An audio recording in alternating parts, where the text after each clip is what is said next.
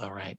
Thank you so much for joining us for our inaugural Equity, Justice, and Inclusion Speaker Series in CSD, which is a partnership between the Department of Communication Science and Disorders at the University of Pittsburgh and the Department of Communication Science and Disorders at Edinburgh University. As I said a moment ago, today's lecture will be recorded and made available on our Pitt CSD website for later viewing.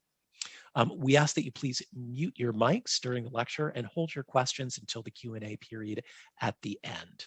I'd now like to turn it over to Dr. Bernard Rousseau, our Associate Dean for Equity, Inclusion, and Community Engagement in the School of the Health and Rehabilitation Sciences and Chair of the Department of Communication Science and Disorders, who will provide a few welcome remarks before we begin.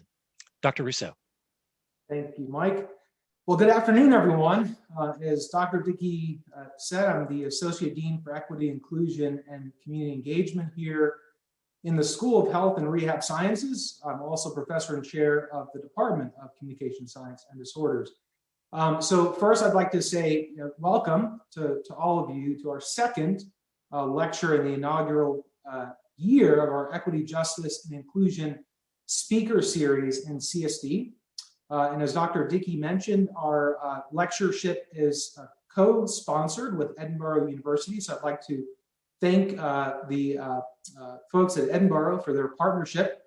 For those of you that attended in January, we heard about the work of Dr. Charles Ellis, Jr. in the Department of Communication Science and Disorders at East Carolina University on his work in health disparities and health equity, implications for aphasia and other neurogenic communication disorders. We celebrated then the second semester of our year of engagement, the start of the second semester of our year of engagement here at Pitt. We also celebrated the life of Martin Luther King Jr. in January. And Dr. Ellis's lecture also served as the bookend to our Social Justice Week at Pitt. And so today, on the day after the World Health Organization recognizes World Hearing Day, which is on March 3rd, which outlines key messages for policymakers and the general public about the importance of good hearing and communication. We celebrate the ability to hear from Dr. Copeland, a professor in Pitt's School of Social Work and a leading expert in the social determinants of health, and someone within our own Western Pennsylvania community who is actively amplifying her voice at the table to advocate for equity, justice, and inclusion in the academy. And so it's fitting and appropriate that Dr. Copeland is our equity, justice, and inclusion speaker this afternoon, because her work actually aligns perfectly with our vision in CSD to amplify the work of faculty, not just communication science disorders faculty, but all faculty who are doing work to achieve health equity and in the health equity space. And so I would now like to turn it back over to our PhD program director, Dr. Dickey, who will introduce today's speaker. Thank you so much, Dr. Rousseau. So it is my great honor and pleasure to introduce our speaker today, Dr. Valire Carr Copeland.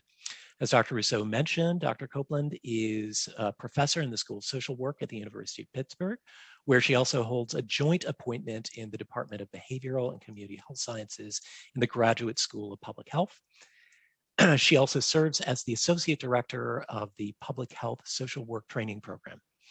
Dr. Copeland is also a faculty affiliate for the Leadership Education in Neurodevelopmental Disabilities and Related Disorders Centers, or the LEND program. Dr. Copeland received her undergraduate degree in social work at Livingstone College. She received a master's degree in social work, a master's degree in public health, and her PhD in the School of Social Work at the University of Pittsburgh. Following her PhD, she served as Paul B. Cornley Postdoctoral Fellow at the University of Michigan in the School of Public Health. And Dr. Copeland also has a management certificate from the Graduate School of Education at Harvard University. As Dr. Rousseau mentioned, Dr. Copeland's research interests are squarely at the center of the EJI mission that we are highlighting in the EJI speaker series. Her research interests are focused on matters of race, stress, and health status outcomes. And she has a particular interest in individual and institutional racism, social justice, and issues pertaining to equity and just treatment of women, especially African American women. She's the recipient of numerous local, state, university, and federal grants. And currently, she is the PI and project director for a study addressing autism in African American families. And she also serves as PI for the Edith Baker Fellowship Training Program, a behavioral health workforce educational and training for professionals program, which helps to prepare social workers to meet the needs of individuals across the lifespan in integrated healthcare settings. Furthermore, Dr. Copeland is a co-PI for the Hot Metal Bridge program with the Office of the Provost at the University of Pittsburgh, which is focused on mentoring experiences for people and women of color in a post-baccalaureate program. Dr. Copeland also has direct and rich connections to Pitt CSD department and our community. She collaborates with Janice Nathan, a speech language pathologist and one of our clinical faculty, clinical instructors, and owner of Nathan Speech Services, who serves as a network supervisor. She collaborates, Ms. Nathan collaborates with Dr. Copeland on her projects addressing autism in African American families. And CSD PhD student Erica Lesch is assisting with this project. I'll be leading the Q&A afterwards, and I'll be monitoring the chat. So please save your questions for then. And for now, please join me in warmly welcoming today's RRT and Equity, Justice, and Inclusion speaker, Dr. Valire Copeland. Thank you, Dr. Dickey and Dr. Russo. Good morning, everyone. It is my honor and pleasure to be talking with you today. I am a little bit out of my element. I'm typically over in the School of Social Work, but as we have all looked at the ongoing health agenda and racial and ethnic disparities, it means that we have to all start working together as an integrative healthcare team to provide patient-centered services. So I'm very happy to be with the Department of Communications here at Pitt. And I want to congratulate you on the collaboration that you have with Edinburgh University. I'm excited to speak today, a little too excited because this is kind of my passion, but we're going to get moving. At first, I thought we would have Hollywood Squares today. These virtual environments remind me of Hollywood Squares. So before I get started, I want to do some acknowledgements. I am a first generation college student. And when I was going through my matriculation in the academy and began my job as a tenure track faculty member, I had two reasons to keep moving. And those are my daughters, Camera and Camden. There was no place to go, but people would say up. I wouldn't say up. I would just maintaining my level of commitment to social work education. I also want to acknowledge Lorena Mangum, who's my doctoral advisee. She's a doctoral candidate, and she has been very instrumental in the work that I've been doing the last couple of years. I thought we would start with a little comic relief. Someone sent this to me at the beginning of Black History Month, and I think it's perfect because I think people think that African Americans pay close attention to Black History Month as their time of celebration. And while the world pays attention to us during Black History Month, we celebrate our month all year long. And so I thought this was kind of interesting. It reminded me of Dennis the Menace for those of you who are part of my generation. Today, what I'd like to talk about are four things. My initiatives for addressing EJI and my teaching and my mentoring, the way in which I have ensured representation of minority groups in my research, teaching, and scholarship. The intersectionality of my research as it relates to social work and beyond, for the most part, that has a lot to do with community public health. And my philosophy for addressing EJI in my career more broadly. And I think the more broadly emphasis has a lot to do with the topic, which is, if I'm not at the table, who would be speaking for me? When I was in high school, I wanted to read everything by and about African-American women. So that's sort of where it started, although we all know that when we start things very early, we never know how they're going to turn out. I want to make sure that we're all together on our terms in equity, where everybody gets the support that they need. This is really the concept of affirmative action with regards to producing equity in our society. Justice, everyone can see the same situation without supports or accommodation. This is what we're trying to get to in healthcare. We're moving away a little from health disparities, but acknowledging health disparities and thinking about ways in which we can move towards equity in the system, a more systemic way of providing equity in healthcare. Equality, the assumption that everyone benefits from the same supports, and then inclusion, the act of creating an environment where everybody is welcome to the table. The other thing, it occurred to me as I was preparing, one of my daughters asked me, does it mean that we always have to be at the table? She's 27 years old. And I said, well, until we become much more inclusive and much more equitable, we can't depend on others to speak for us at the table. And so we have to be there. A closer look at what we mean by equity, inclusion, and justice. So in the first slide, you see the tree is bent over to my left, and the little kid is wondering how he's going to get closer to that one or two apples, and the other one, the apples are just falling off for him. And then that's the inequality. And then you have equality where they both are able to get up on their ladders, although it's still a little bit difficult for the young man on the right. And then you have equity, where they both are getting their apples. I'm gonna move this over just a little bit. Oops.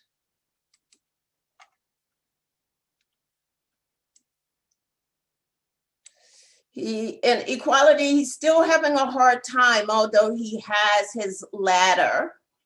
So in equity, both have ladders, but if you notice the young man on the right, his ladder is a lot taller than the young man on the left.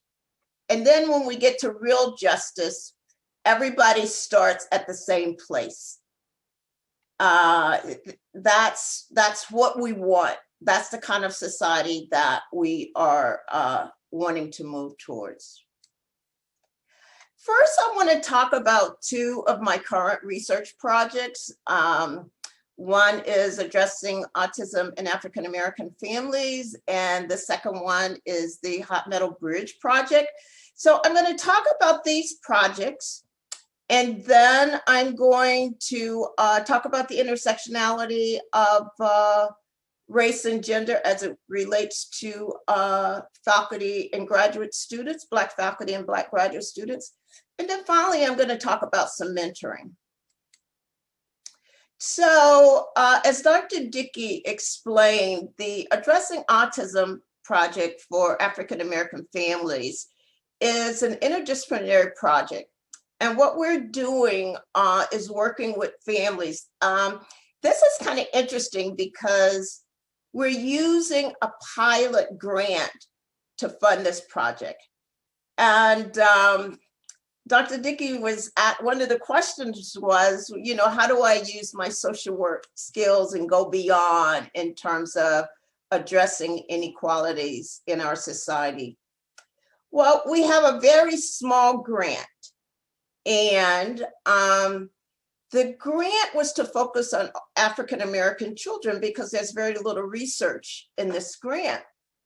There's very little research in the academy on African-American kids and autism. So we needed someone from the faculty at the University of Pittsburgh to apply for some funding. And we needed someone to be the PI who received that funding. And so about a year we worked on this, and in the end, we got a very small amount of money.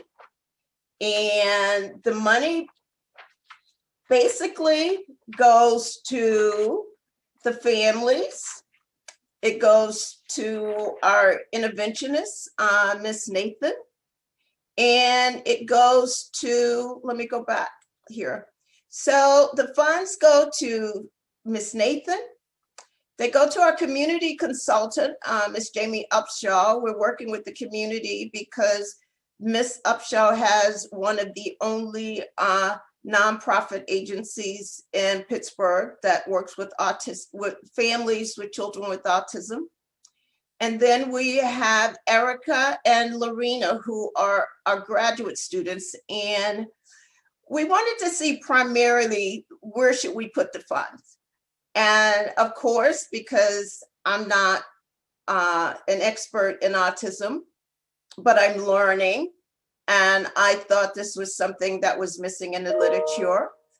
We decided that Miss Upshaw, Miss Nathan, Miss Mangum, and Miss Lesh would be the ones who would be the recipients of the funding, in addition to the families. So from one perspective, this is a service project for me that I am enjoying.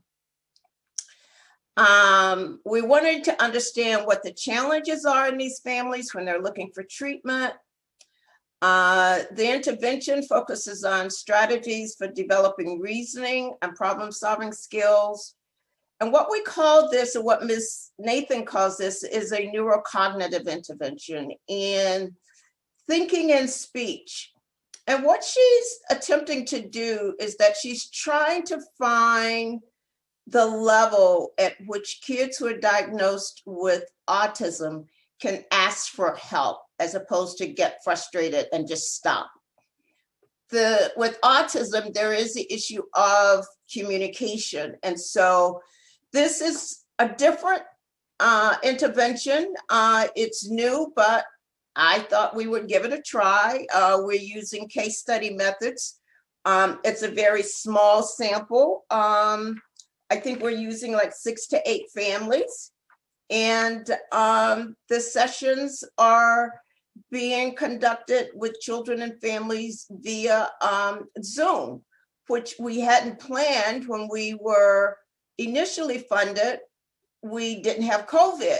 So once COVID entered into the picture, we had to figure out how we were going to do the study. And if you think all of you who are out there who have had to go to Zoom to do work, this was a huge task to try to figure out how we would do given our population. So that's the autism project. The other, let me go back. That's the project that we're actually working on. The reason this is important and some of our thoughts that have gone into this as it relates to the national agenda is that, again, we're looking for health equity. And one of the things that we know is that there's not a lot of money that goes into funding services for children of color who are in families of color with autistic children. There's some research that talks about the non-white rate for funding families with children with autism is about 49% higher than funding children of color families with autism. Lack of expert evaluation. Sometimes children are not diagnosed officially until they're like 3.5 to 4 years old. The reason why this is adds another layer of disparities for African American children is that early intervention programs that are funded to provide services and treatment to kids who are on the spectrum, the early intervention programs stop at 3 years old. So if African American children are not diagnosed until they're 4 years old, it means that they're already starting the race behind. Families talk about taking 3.5 or more years to get diagnosed, get their children diagnosed, even when they know that something is going wrong, but they can't quite put their finger on it. And all of us who have had children know how many books we read to figure out what the children's milestones should be. And when these milestones are not met, we eventually wonder, okay, well, what's wrong? And African American families start seeking out services for their children. Sometimes they can't find the experts for the evaluation. Sometimes it depends on the location that they're in. But there's a lot of variability in why it takes so long for African American children to be diagnosed, whereas non-Hispanic white kids can be diagnosed a little bit earlier. There's some bias in the diagnosis. Girls can be more difficult to recognize than boys. This is so interesting because one of the articles I was reading about racism and autism was there's a woman, a female social worker, who was not diagnosed with autism until she was 46 years old. And her feeling at being diagnosed at that later age suggests that, so now she's on the outside of two different groups. She's on the outside of children, quote, who are on the spectrum, and she's on the outside of African American families. So I thought that was interesting. It was the first thing that I had seen. And while I don't have all of the references at the bottom of my slides, I have a complete reference list at the end of the PowerPoint presentation, and Erica will get that to you. All you have to do is ask her. See how I do? That's why Erica likes me, because I sort of tell her what she's going to do on the project. So in addition to bias and diagnosis, there are the family barriers, the stigma, the access to care, the concerns for child's future. One of the things that Dr. Asada is always happy to share with us is that when kids are no longer under pediatric care, it means that funding for their care when they transition to adulthood may not be there. And they become couch potatoes in some sense, because it may be difficult for them to be employed, and it's difficult for them to access medical care. But again, these are some of the issues that create the disparities that we have in care as it relates to being on the spectrum and being families of color. The way in which I've ensured that my work is representative across marginalized groups is that everything that I've written, for the most part, has been related to families and children, women and children, whether those target populations were family and children of color or women, non-Hispanic white women. I remember when I was getting ready to write my dissertation in the late 80s, that I was told at that time that I probably shouldn't write my dissertation about African Americans or people of color. Because if I wrote a dissertation that focused on African American children and their families, that when I went on the job market, that there would be this perception that my knowledge base was not broad enough, that I would only be able to teach and acquire knowledge, and my students would only be able to acquire knowledge based on the research that I had done, being an expert in African American families and children. That's no longer the case. We don't tell our doctoral students that, but I remember that being one of the first factors that cued me into this being a different kind of world that I was getting in. So one of the things I wanted to put on here was my first publication, which was in 1994. And I have some things that are under review right now, but the other publication that I'm most proud of is the one on the meta-analysis with my colleague, Dr. Sean Eek. The Hot Metal Bridge Project is a post-baccalaureate project for underrepresented students so that they have an opportunity to go into the STEM field in various graduate programs. It was initiated here at the university about 2010, and they accept about 9 to 10 students. The program really is out of the Dietrich School. And when the program was initiated, about 10 years after the program was fully implemented, the former provost, I can't remember whether Mark Redfern was a provost or a vice chancellor, but he wanted someone to do the evaluation of the project, and he came to social work. And one of the reasons he may have come to social work was because the evaluation was really going to focus on African American women and Latino women and any other women of color that participated in the program. And the focus was going to be on mentoring. And so for the last 5 years, we've been collecting data on mentoring, and we reached out to all of the fellows that were in the program, and we only got about a quarter of the fellows returning calls to be interviewed.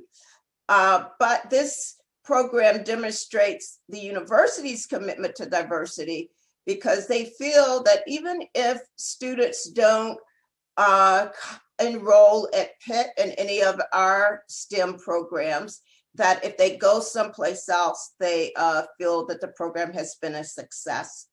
The students were encouraged to be fully integrated into the university departments where they were. It was science, technology, engineering, and math. I think I pretty much said what was on this one. They were concerned about home growing our own applicants. But sometimes when we home grow our own applicants, we realize that even though we home grow them, it doesn't mean that they have to pay us back. And so some students have enrolled in several of the STEM programs or programs that could be categorized as STEM at Pitt, but some students have enrolled in graduate programs across the country. I think there are probably a couple students that have enrolled in programs at Stanford. This is part of a national collaborative to advance equity through research initiatives to advance women and girls in science, technology, engineering, and medicine. My PI on this is Dr. Jamie Booth. When we started this project 5 years ago or more, Dr. Jamie Booth was the co-PI, and I was an associate dean in the School of Social Work. And as my associate dean role became a little too heavy and Dr. Booth was keeping things going, I decided as a senior faculty, it was part of my responsibility to be ethical. So I suggested that Dr. Booth take over the PI role and I would be the co-PI, and we've continued to work well as a result of that. I think this is one of the things that we are responsible for doing as senior faculty, creating a legacy and creating an opportunity for other women in the academy to grow.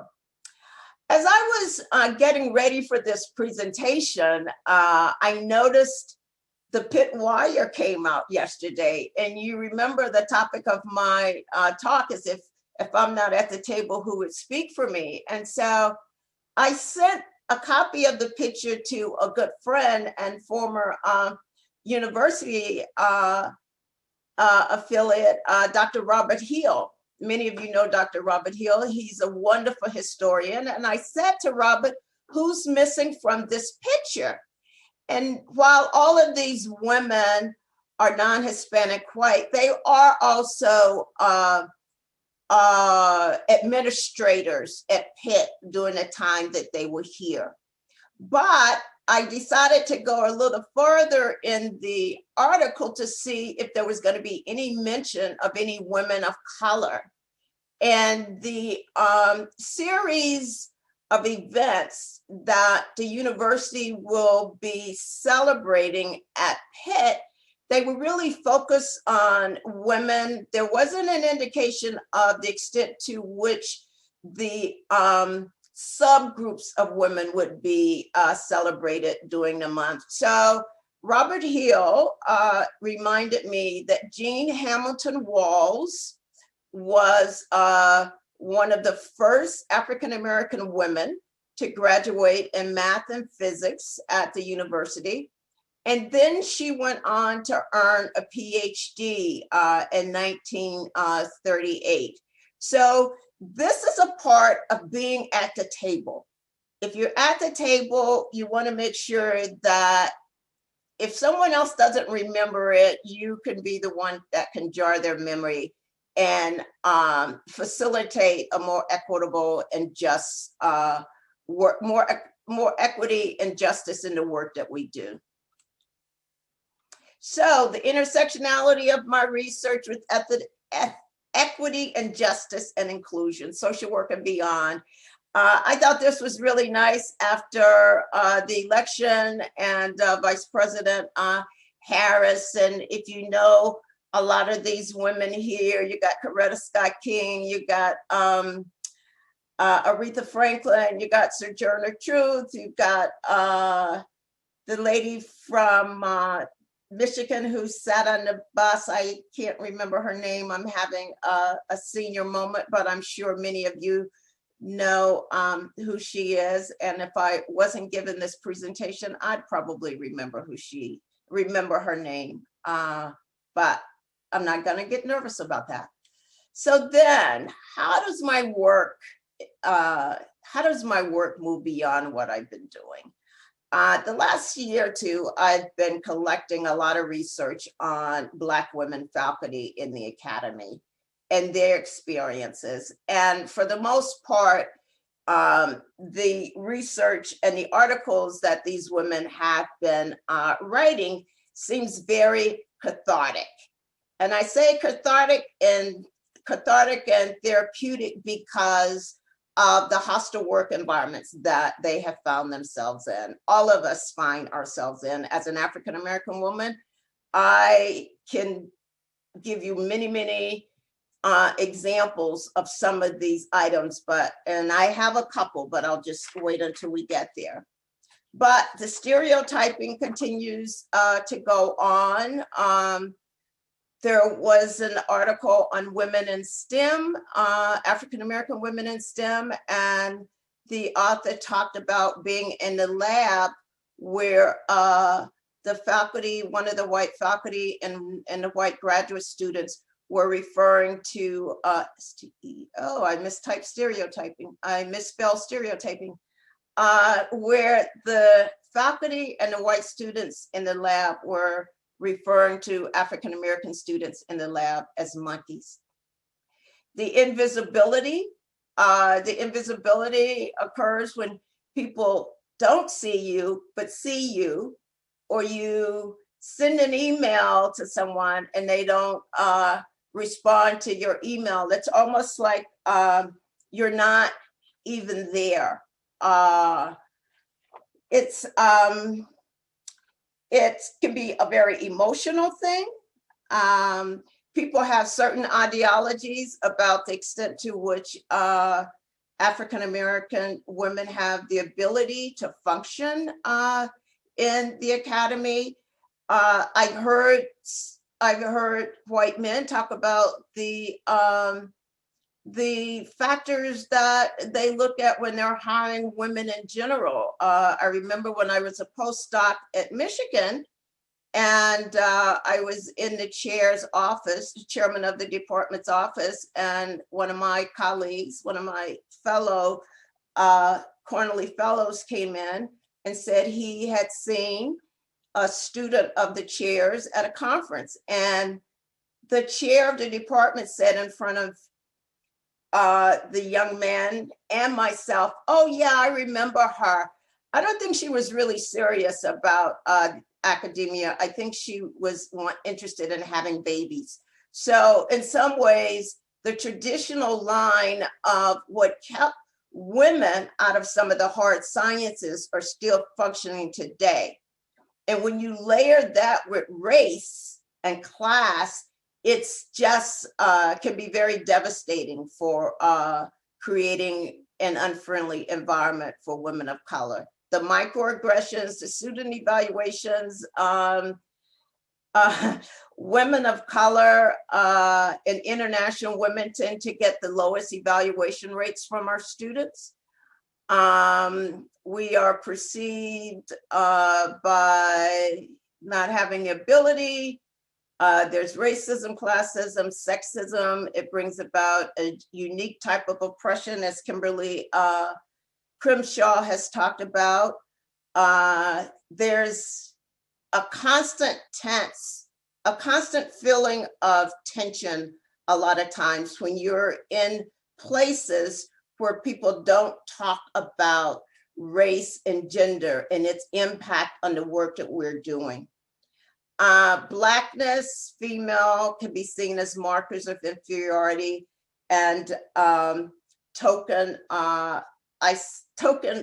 tokenism can mean isolation. One of the suggestions is that instead of hiring one in a department for academia, try hiring more than one, because when you bring one person in, if your environment is hostile and toxic, it's not going to be a very welcoming place.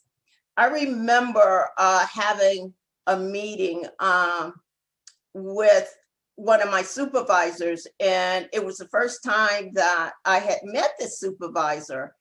And she had been working with me for about a year.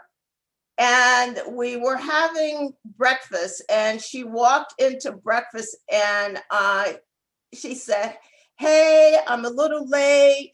We probably should have had this meeting before now." And she sat down and she says, "Well, you know what?" She said, "Your colleagues and some of the students think the school would be much better off without you. They think that you're a very difficult person to work with, and people don't want to work with you." And at first it stunned me, but then I realized that one of the reasons people see women and other people of color as problems is because they bring up the topic that other people won't bring up. They bring up the insensitivity, they bring up the racism, they bring up the inequities. And then I thought, well, I do talk about that a lot, and that probably makes people uncomfortable. And then I said, but you know what's on the other hand? I've worked with so few of my colleagues. Any work that I've done with my colleagues that produced any scholarship, I asked them to work with me. They didn't ask me to work with them.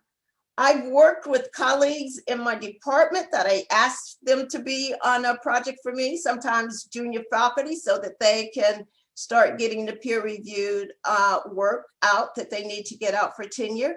And I've worked with colleagues in the Graduate School of Public Health and in this Graduate School of Nursing.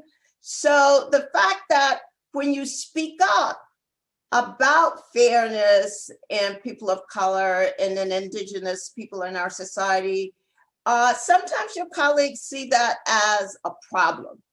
I remember, I don't know if many of you remember Carol Anderson when she was here at the university, but one of the things Carol Anderson said to me as we were walking out of a meeting, she says, do you always feel the need to speak up about Black people or people of color or unfairness? And I said to Carol, yeah, I really look forward to the day when I don't have to do that. And this was at least 10, 15 years ago. So with mentoring, we start turning lemons into lemonade, thanks to Beyonce. The glass ceiling has been broken with Dr. Harris and or Vice President Harris. We have the strength of 22 million Black women who can now go around and pick up the pieces and begin to create or help create a society that can help protect us. We know how to navigate white spaces.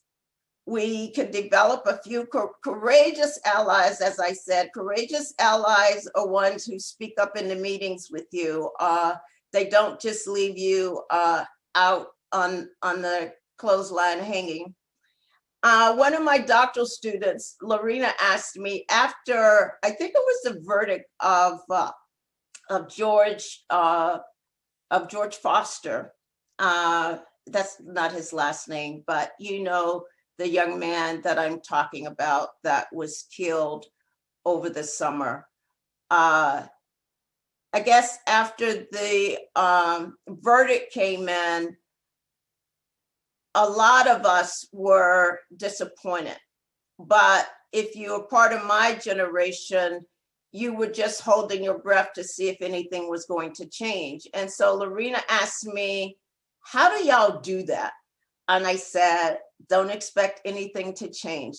Keep pushing, get your work done, because that's all that we can do. We can keep pushing, get our work done, and be ready to pull the next generation. We have to engage in self-care, family. We have to develop a healthy lifestyle, look towards our faith, and look towards our supports of our girlfriends. The mentoring that I have been doing has focused on creating relationships with students of color, especially women students of color, exposing them to the journey that they're on. I don't know how many times I feel bad when my doctoral students call me and say, I'm just tired. And I want to say, oh, well, honey, it's going to get better. But I have to always say, no, this is probably the least amount of work that you're going to be doing, because once you take a tenure track position, your plate is going to be even fuller. Develop some health and wellness routines, and we could just keep moving. I see mentoring as an opportunity for growth for myself as well as for my students, and I see it as a co-learning opportunity. I think the benefits of mentoring for women of color in the academy has to do with, your recruiting, You help retain those people. These women, you put them on a path to what is required for getting a promotion, what their career is going to be like. And you always talk about the personal sacrifices that will come with each one of those steps. Mentoring requires a good listener. You have to be invested in your students and their advancement. I've heard some doctoral students of color, and I've heard junior faculty of color that have come to the university and have been paired with a mentor.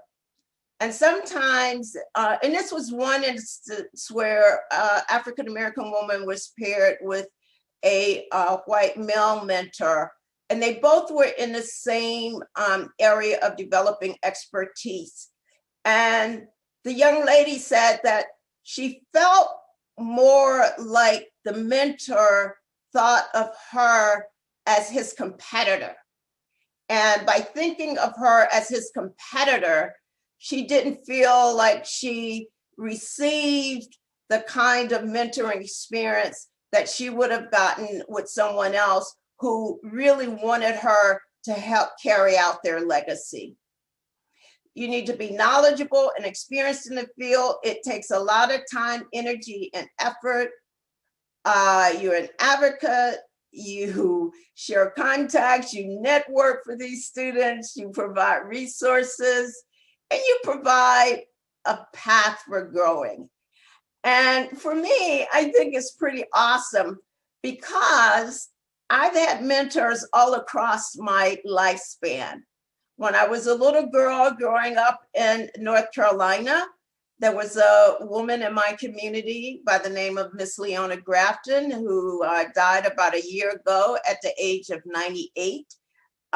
She really was instrumental in bringing me into her house and having dinner with her and her husband. And, you know, we were in a large community where it was mixed income, but clearly my family was at a lower level of the socioeconomic status than Mr. and Mrs. Grafton, and they kind of took me under their wings. When I was at Livingstone College, which is a HBCU, I met Dr. William Lawrence Pollard, who is a retired university president, and Dr. Pollard took me under his wing. I still have contact with Dr. Pollard today.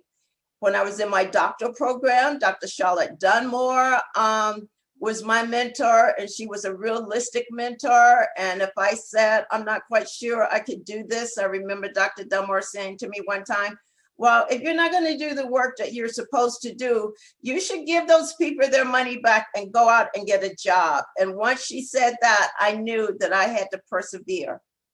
In my postdoc at Michigan, Dr. Christine Seifert took me under her wings. She is a public health social worker, and we had a lot in common. For the last 17 years, Dr. Larry Davis has been a strong mentor of mine, as well as Dr. Linda Chatters. Dr. Linda Chatters has, at the University of Michigan, has been a mentor of mine. I really think that in the academy, it's important to have multiple mentors, because multiple mentors can mentor you on the various social identities that we have. One person can't be everything to us, and it's important to have a team of mentors. Malcolm X said, the most disrespected person in America is the Black woman. The most unprotected person in America is the Black woman. The most neglected person in America is the Black woman. And so I consider myself to be lucky to be among the Black women who have been disrespected in our society. This is my mom at one of her younger days. She's no longer with us, but she was a good mentor to me as we worked out our mother-daughter adolescent days. And then up in the corner are my besties from Livingstone College. We were all in college together. We went to high school together. and we talk on a regular basis, even though we are miles and distances apart. These women are asking, will we always have to be at the table too?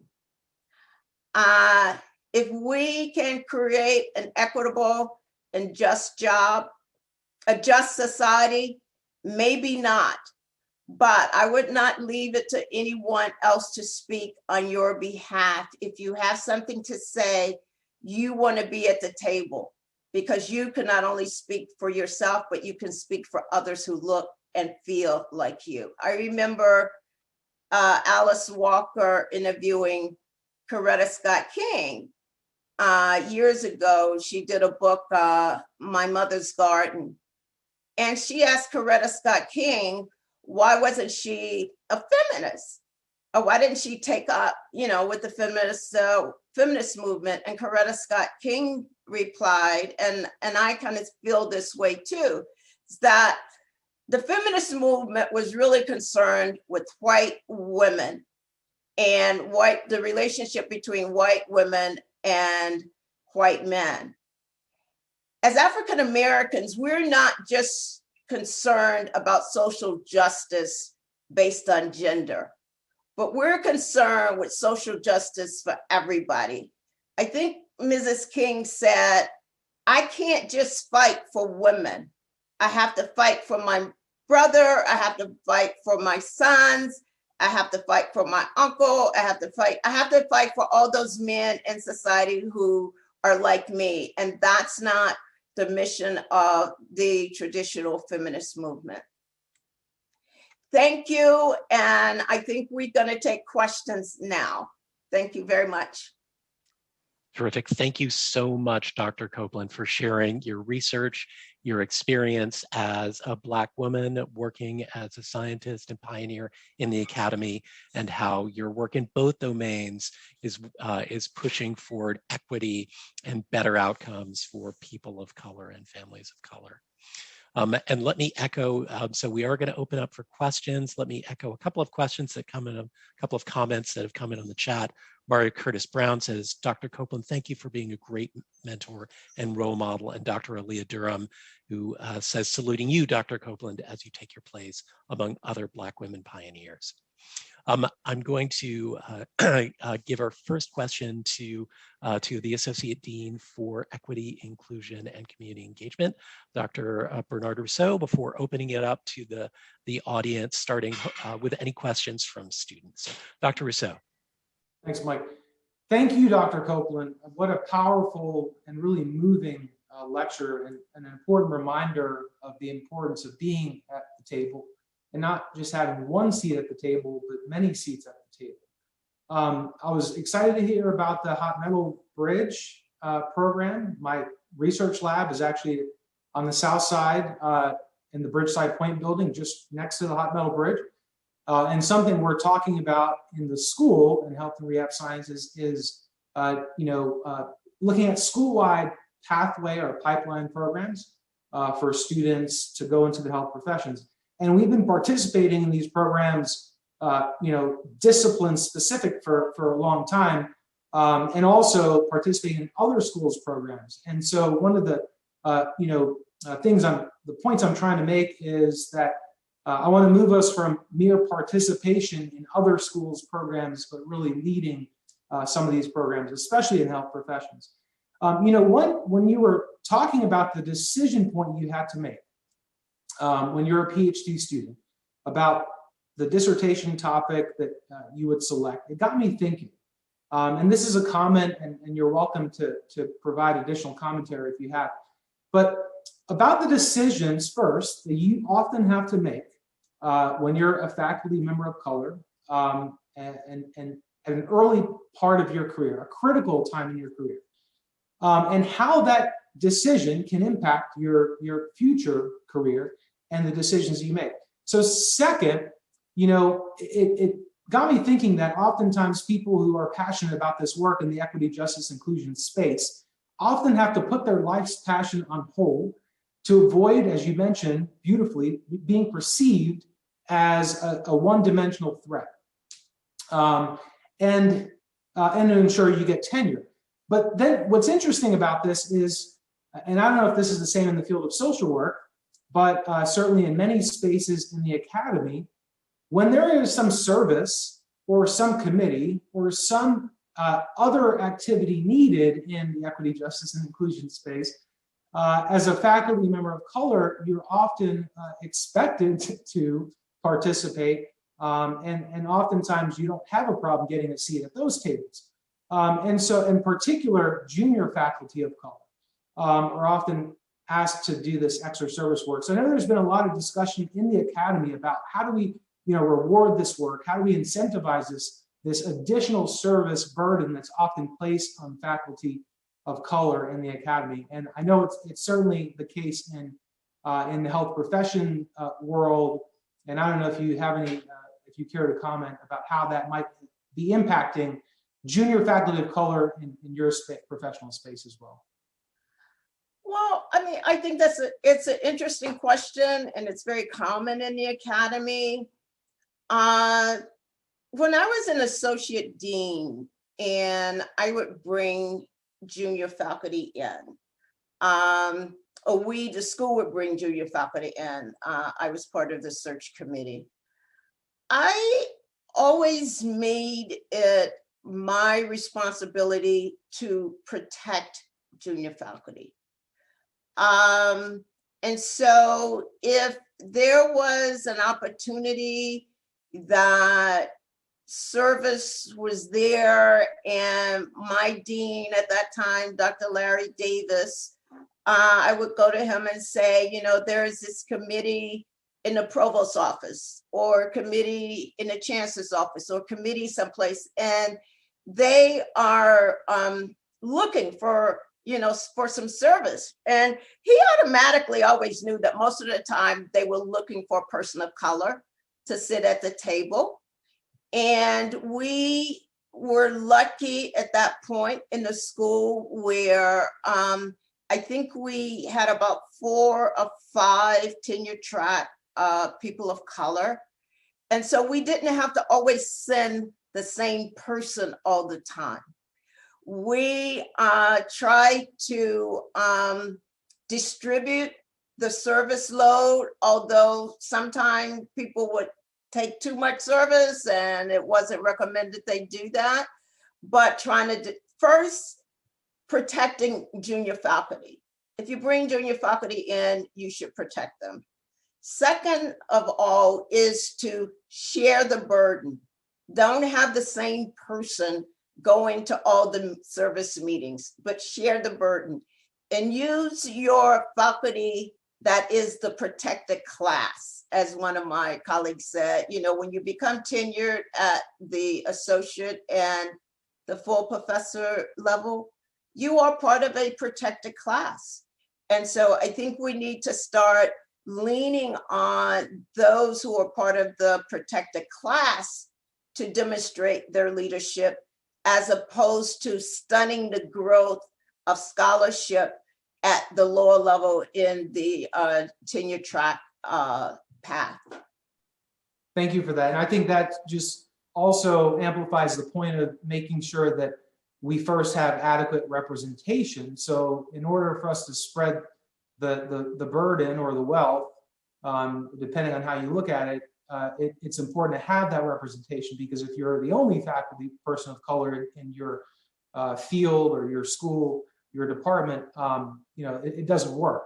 And right. So, and the other thing I love that you said was, when we think about our hiring practices, let's not just talk about hiring 1 or 2, right, but really a cluster of folks who do work in this space, because the more open and welcoming you can make the environment in the school, that I think better it will be for retention as well as promotion for our faculty of color. Thank you so much. That's correct. Okay. All right, Dr. Copeland, a number of comments and questions have come in on the chat. A number of comments thanking you for your work and for your presentation. I'll make sure to share those comments from the chat with you afterwards. One question which came in on the chat from Dr. Lee Sace Dr. Copeland, you talked about finding yourself on an island in academia. What steps would you recommend, both for a person who finds herself in this position and for those in her department who wish to support their colleague, but may be not aware of or somewhat oblivious to even the specifics of their experience? You know, this is a good question because over the last year, I've been really focused on the literature that African American women in the academy have been writing all around the states. I think a couple of years ago, the first one I saw was by a faculty member at the University of Virginia. And I think the title of her article at that time was Becoming Full While Black. And she talked about her experiences. So one of the things that I do is like, I send articles out. You know, I remember the first time I read about this woman's experience, I said to my friends, gosh, I could have written that myself. I could have written that article because it was so similar to the experience that I was having. And then the more you start reading the literature, you realize that it's very similar to what other women of color are having. So what I've started to do is to, one, send articles around for especially for my dean to understand what it's like to be the only female African-American woman and a full professor in the School of Social Work. So I send that around. I try to connect with other women of color. I am a member of the Women in Science committee that's out of the Health Sciences, Darlene Zellis's office. And every year we have a conference. And the first thing in the morning, we have what we call, I can't remember, some like robo dating, or you know how you move from one chair to the other. And so we do that, and it's mentoring. And so I get to know women who are in the university in the science area that want to know whether they should stay in science and do what they're doing, or whether they should move. And they just want to talk to another Black woman. And so I've connected with lots of women of color through being parts of committees, women's committees, especially in the university. Patty Beeson was really, really strong in promoting women and promoting women of color. The other thing I do is if I see a woman of color, like right now I'm doing this writing, the university has a writing program, a faculty writing program. And when I see women of color, I say, oh, how long have you been at Pitt? You know, where are you? You know, how can we connect? And so various events have been promoted across campus the last couple of years, and a couple of them came out of the Office of Teaching and Learning, where women of color, not just African-American women, but Latinx women and other women of color have gotten together to talk about what it's like to be in an academy and how you navigate the academy and the kinds of choices that you have to make when you're in the academy. So I'm always looking. I always tell my students, I'm always looking. You know, you may run into me when we were in brick and mortar. You may run into me at the elevator and I'll say, what's your name? Where are you going? What are you doing here? And so I'm always looking to connect, because I think that that's part of what my journey is about, connecting with others that look like me, that may feel that the environment that they're in is a foreign environment, and connecting with another person makes them feel like, well, maybe they're not an outsider because other people are here and other people are moving forward too. That's a wonderful note to end our official formal session today, on a note of inclusion and positive steps to making inclusive culture. Thank you so much, Dr. Copeland, for your talk. We're really appreciative of your time and for sharing your expertise and your experiences with us. I'll bring the formal session to a close now. Thank you so much for joining us. We're very grateful, and we look forward to continue our interactions with you. Okay, Thank you, Dr. Copeland. thank you.